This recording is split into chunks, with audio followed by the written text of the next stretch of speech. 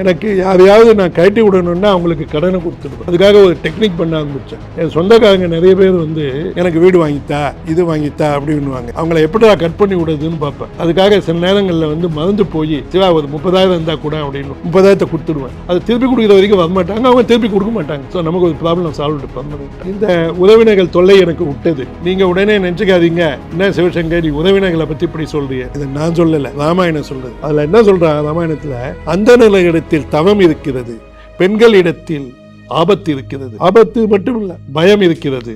Okay, உறவினர்களிடத்தில் ஆபத்து இருக்கிறது அப்படின்ற ராமாயணத்துல கரெக்டா சொல்றான்.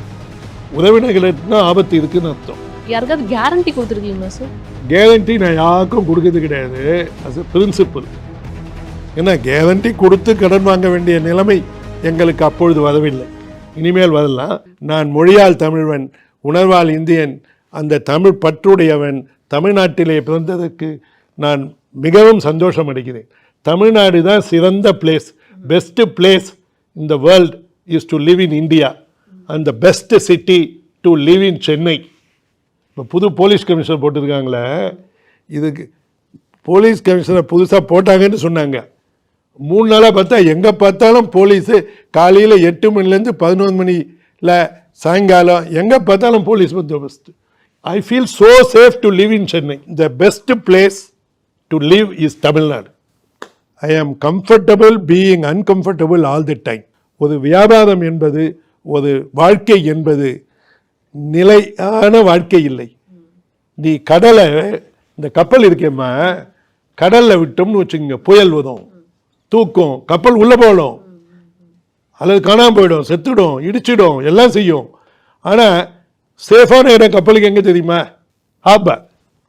ஆமாம், நீ கப்பல் வாங்கிட்டு நீ பாட்டு அந்த கப்பலை வந்து ஹார்பர்லேயே வச்சுட்டேன்னு வச்சுக்கா, உன் கம்பெனிக்கு பணம் வருமா? ஸோ அன்ஸ்டேபிள் வாட்டரில் தான் வி ஹாவ் டு செயில். ஆனால் அதுதான் என் வாழ்க்கை என்று நீ புரிந்து கொண்டால் உனக்கு வருத்தம் இல்லை, இன்பமாக செய்வாய். ஆமாம், இந்த மாதிரி வாழ்க்கையிலே முன்னேற்றம் வரும், பின்தங்குதல் வரும், முன்னேற்றம் வரும், வராமலும் போகலாம். ஓகே அப்படின்னு இதையும் ராமாயணத்தில் என்ன சொல்கிறான், பல கட்டைகள் ஒன்றாக மிதக்கும், அந்த கட்டைகள் பிரிந்து விடும், அப்படி பிரிந்த கட்டைகள் ஒன்றாக கூடலாம், கூடாமலும் போகலாம். எல்லாமே ஒரு வாழ்க்கை, எல்லாம் கொஞ்ச காலம், இதுதான் வாழ்க்கை. ஸோ இந்த வாழ்க்கையை நான் இன்பமாக இருக்க கற்றுக்கொண்டேன்.